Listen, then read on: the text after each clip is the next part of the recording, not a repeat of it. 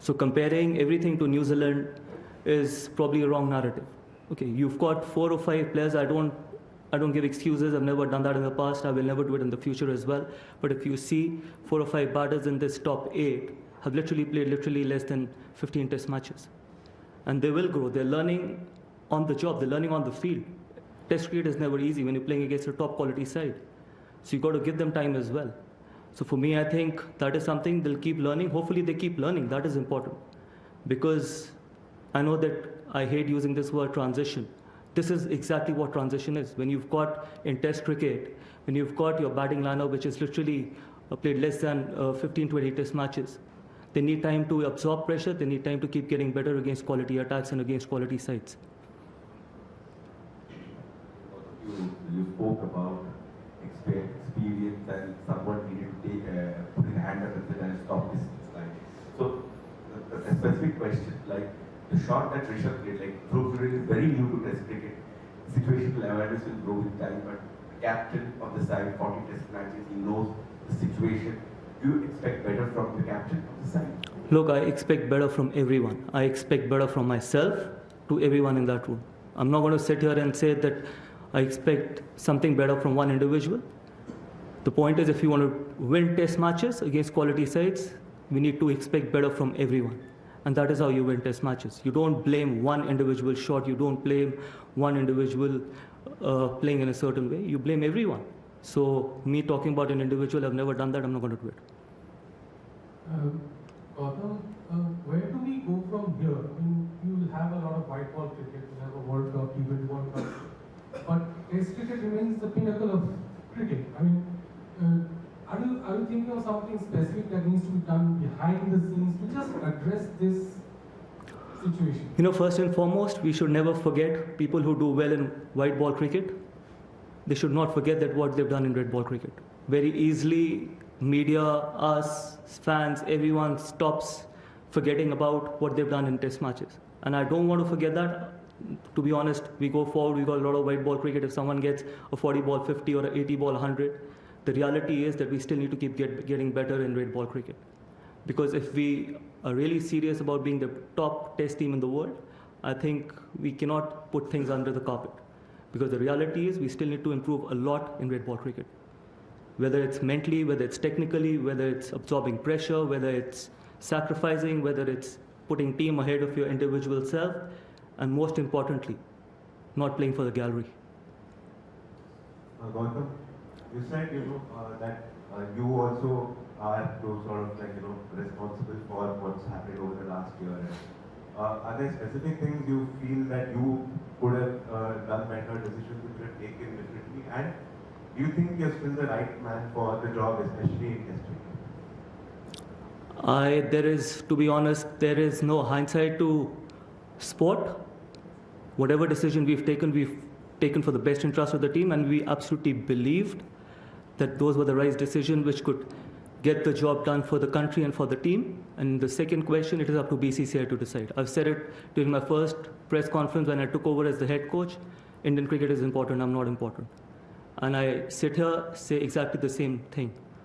And yes, people can keep forgetting about it.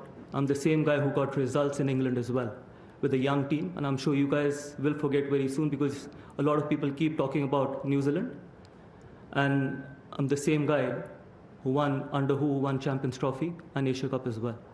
Yes, this is a team which has less experience, and I've said it before as well, that they need to keep learning and they're putting everything possible to turn the tide. Just in terms of you used the word unacceptable for the collapse. With that, I suppose, comes accountability. So how do you sort of quantify accountability from a team perspective? Oh, that's a great question. I expected something like that. It comes from care. What you care about the dressing room, how much you care about the dressing room and the team. Because accountability and game situation can never be taught. Yes, you can talk about the skills, you can work on the skills, you can keep talking about the mental aspect of the game, but ultimately when you go in, if you keep putting the team ahead of your own self, not thinking that this is how I play, and this is how I will get the results, and this is how I play, I don't want to play the second, I don't have plan B. So sometimes you will get these kind of collapses as well. So for me, I think yes, accountability is important, And more than the accountability, it's the care, how much you care about Indian cricket and how much you care about the team and people sitting in that dressing room is important as well. You talked about not blaming anybody, but have you been able, as a coach, have you been able to identify what was the reason for the blunders that the batsmen did? You spoke about technique and temperament and that after the Kolkata defeat, but this time you would have thought more about it. Yeah, absolutely. I just said it that from 95 for 1 to 120 for 5, I'm sure that is not technical. That is more mental, and that is about how much you care for the dressing room and how much Test cricket means to all of us in that dressing room. That is important. And it's just, the game has just got over. Obviously, you keep thinking about as well what needs to be done and where can we get better at it. And as I just said, that we need to keep getting better. We need to keep getting better individually and more importantly collectively as a team. And that is something which we're going to keep working on. Gautam, you speak about getting better and improving, but as a head coach, what would you say is the most critical aspect going forward that you need to address immediately in terms of improvement? Like, if you had to prioritize? Start prioritizing Test cricket if we are really, really serious about Test cricket. And that is something which is important. That is going to happen overall, where everyone needs to be the stakeholder for that. So if we really care about Test cricket, if we want Test cricket to flourish in India, I think we got to have a collective effort to make that happen.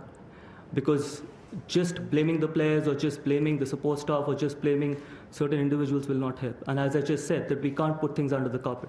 Come the white ball formats, if you get runs in white ball formats, suddenly you forget about what you've done in red ball cricket. That should never happen, because red ball cricket is a completely different challenge to white ball cricket and is a completely different challenge what you get in T20 cricket. There needs to be different skill sets.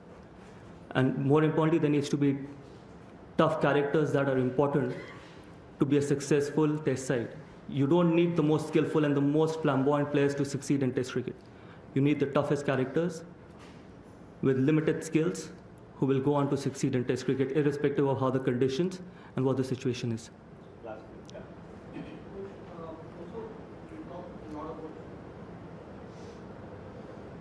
We've talked a lot about the batsmen. Also, the last couple of series, it seems our spinners have not been as effective as some of the spinners that have come from abroad. So, in terms of looking, obviously, Ashwin has retired now. So, do you have a sense of idea of who the next set of spinners who are going to take over from likes of Ashwin and even Jadeja is now probably in the last phase of his career? And is there a concern that we are not seeing a crop in domestic cricket as well? Look, that's why we're giving as many opportunities as we can to someone like Washi. But if you expect Washi to deliver straight away what Ashwin did after playing more than 100 Test matches, it's unfair on that young kid. And that is what you guys need to think as well. That he's what, 10, 12, 15 Test matches old? He's learning his trade, he's learning to bowl in different conditions, he's learning to bowl in different situations as well. And obviously, it's tough when you lose so many experienced players at the same time. And that is why it is called transition. That is why it is called that these guys need time, whether it's the batting unit or the bowling unit. I don't think so ever in Indian cricket something like this has happened where the transition is happening in spin bowling department and in a batting department as well. Normally when your batting is secure or your batting has experience, then your team goes through a bowling transition. But with this Test team, obviously the transition is happening in both the skill sets, whether it's the bowling department or the batting department as well. So you guys and all of us needs to give them time, and I'm sure they've got the skill, they've got the talent, they've got the ability. That's why they're sitting in that dressing room and they've delivered. Yes, obviously consistency sometimes could be difficult because you expect consistency in Test cricket. That consistency will come with experience. When they bowl, when they play in different situations, eventually they will deliver. Gautam, you said about prioritizing Test cricket. How do we go about prioritizing Test cricket?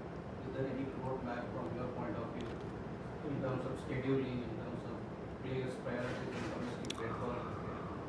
How do you go? Look, obviously scheduling do make a difference.